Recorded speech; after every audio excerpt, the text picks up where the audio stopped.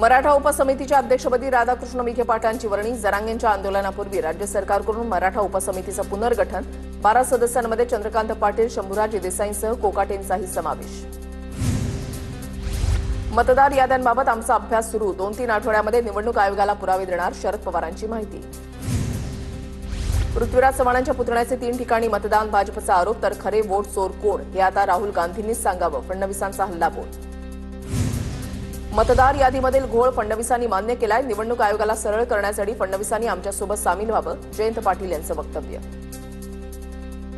प्रफुल्ल पटेल यांनी फडणवीसांची वर्षावर भेट घेतली. प्रफुल्ल पटेल आणि फडणवीसांमध्ये अर्धा तास चर्चा. दोघांमधील चर्चेचा विषय गुलदस्त्यात.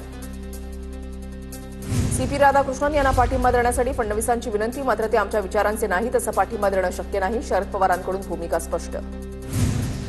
शरद पवारांना 5 वर्ष आणि राहुल गांधींना 2.5 वर्षांसाठी पंतप्रधान बनवण्याचा सल्ला मी सोनिया गांधींना दिला होता. रामदास आठवलेंचा गौप्यस्फोट.